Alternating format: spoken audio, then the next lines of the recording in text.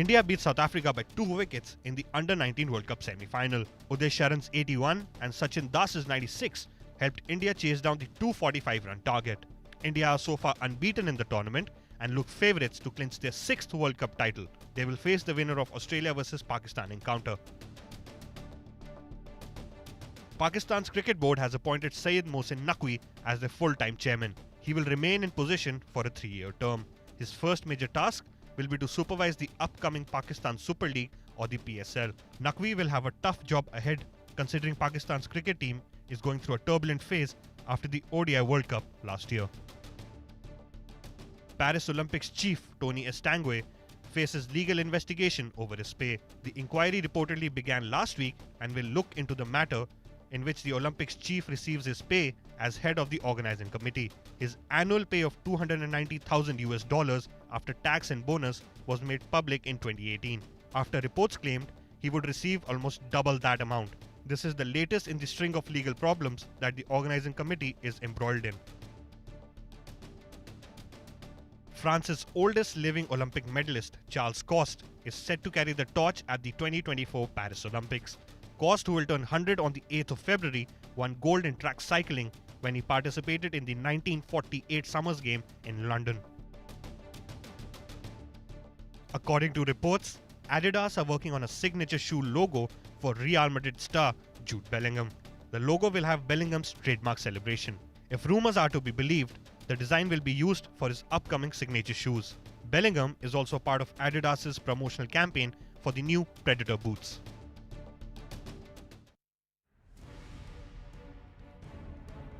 Controversies, criticism, excitement and major upsets.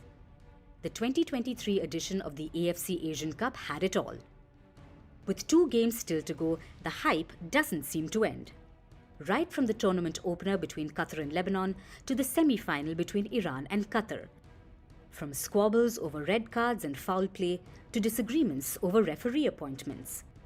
The war of words continue to echo as the tournament reaches its last stage. Iran are set to take on defending champions Qatar in the semi-finals. Many would think that the focus would be on player matchups. But in a fresh turn of events, the chatter is all about the referee appointed for the semi-final. The Iran team has questioned the appointment of a Kuwaiti referee for their encounter.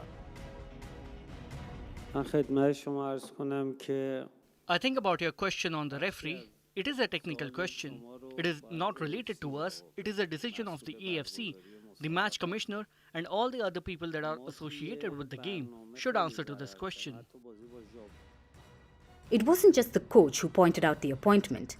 The Iranian midfielder Sayed Ezzatullahi was quick to question the decision as well. What is a little bit surprising for us is that the referee for tomorrow's match is from Kuwait. He's an Arab. We're just wondering how it's possible that they put an Arab as a referee for tomorrow's match. But we are the Iran national team. We are a very big team. We have very good players. We are professional. Iran has a predominant Persian population. Because of this, there have been long-standing tensions and conflicts with the Arab world. That's why the players and the coaching staff were shocked to see an Arab referee for the game. The AFC body has not issued any statement on this as yet. However, this is not the first instance of the Irani team having an issue.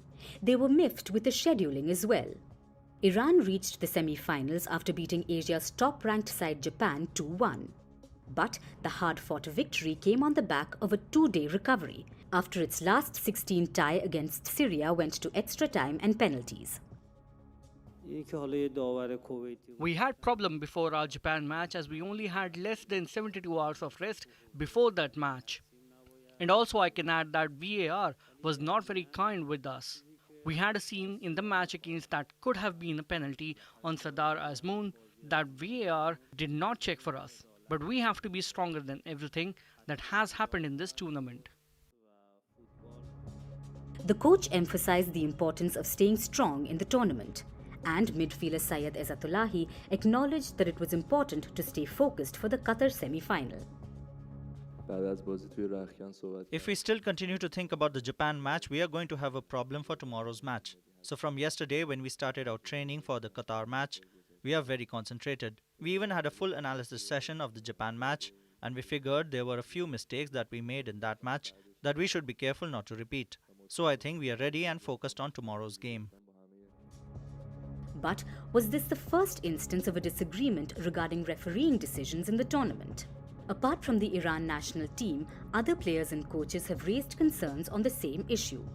The Vietnam head coach raised his concerns after his side lost 2-3 to Iraq in a group stage game.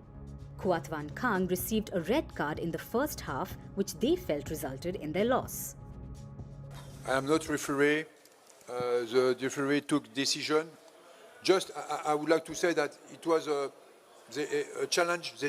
Together they challenged the ball, the jump, and from that the referee decided to make not a red card. He decided to make a second yellow card. Well, I am not a referee. I don't want to take any comment, but it's clear that the attitude of my players was to challenge the ball, and of course, referee is responsible of the law regulation. But also, the referee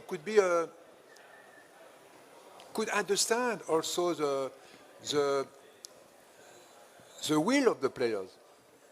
And it's clear that my players didn't want to make this challenge to make a fault. But the consequence of the jumping was interpreted by the referee as a fault. Okay, we accept, I accept, and referee, this is his job.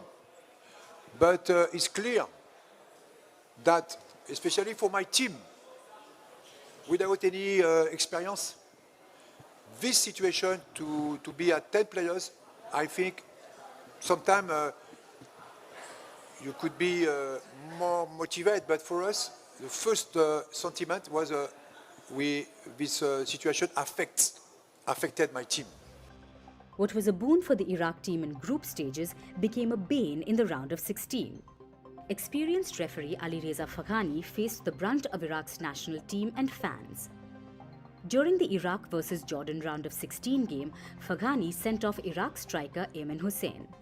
He was shown a second yellow card for excessively delaying the restart of the game. Iraq were leading 2-1 in the 75th minute when Hussein was shown a red card. Iraq played the final 15 minutes of regulation time with just 10 men. As a result, Jordan went on to win the match 3-2 with 2 injury time goals. The players, coaches and fans complained of partiality against them. The anger was such that the Iraqi fans even called for referee Ali Reza Faghani's suspension. Faghani faced a lot of ire after that game. The tournament has been full of controversies, but was it just restricted to these matters? The AFC threw some surprises when it came to the underdogs. War-ridden Palestine reached the round of 16 stage of the tournament. The team even gave Qatar a tough fight in their narrow 1-2 defeat against the hosts. Their on-field display resonated their tough character. Despite their first knockout game, they displayed utmost resilience. Their coach even hailed their performance. While Palestine's journey ended in the round of 16, Jordan's dream run continued at the biggest stage. The 87th ranked side are in the finals for the first time in their AFC history. Jordan stunned South Korea 2-0 and now await the winner of the Qatar vs Iran encounter in the final. The deflated South Korean side was shocked after their exit from the tournament. But it was Jordan that created magic. It was a moment of celebration for the fans. And it's stories like these that make sporting events like this special. While it was a bumpy ride for Iran, it was a spirited display by Jordan. While it was controversial for Iraq, it was a heartwarming display by Palestine. The AFC Asian Cup saga still continues and awaits their champion. So, will it be first-timers Jordan, or will it be the defending champions Qatar? Or will Iran surprise everyone?